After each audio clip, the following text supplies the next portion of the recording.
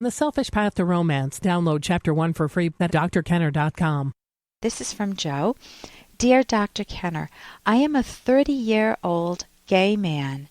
I have been in a relationship with a man for 4 months, and now we have broken up, and I cannot get him out of my mind.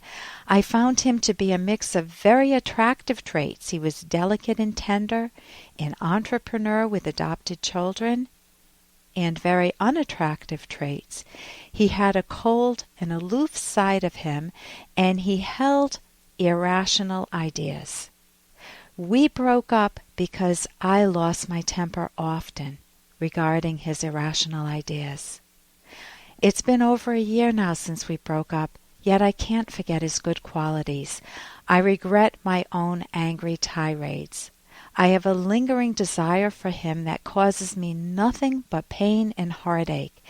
In past relationships, I know I have scared my partners by my anger, and it really has done nothing but reinforce the notion that I am unfit for romance.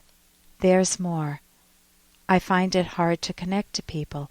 Growing up, I was physically and sexually abused. It took its toll. I didn't respect people or myself for a very long time. As a child, I was forced to lie at the penalty of beatings. I was asked to lie about my own feelings.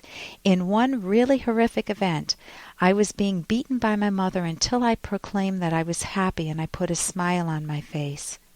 I was 5 years old. I was hurting physically and emotionally. I was conflicted, and I was being told to lie and say that I was happy and to smile through the tears.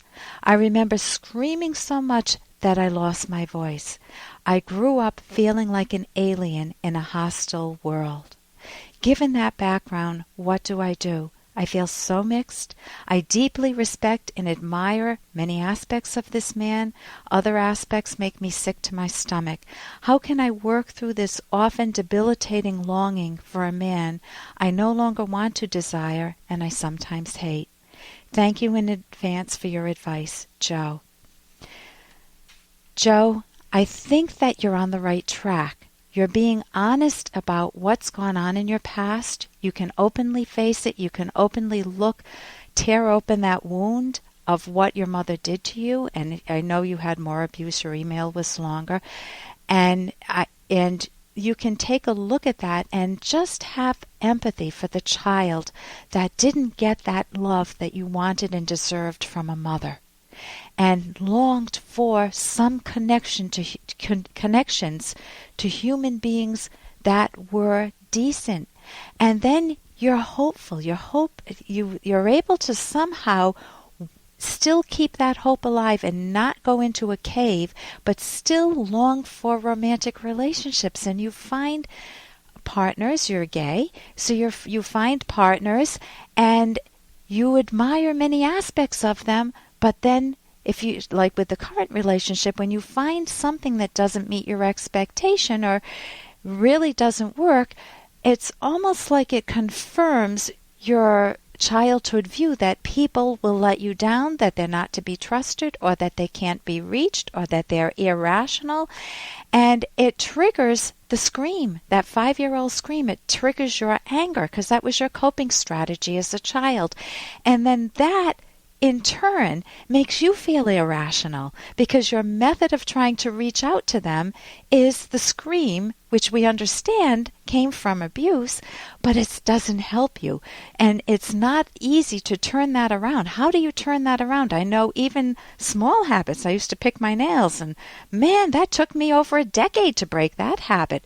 Well, with the right therapy, you can turn around core premises, your views of other people that are damaging you, your coping strategies of being angry rather than a different coping strategy.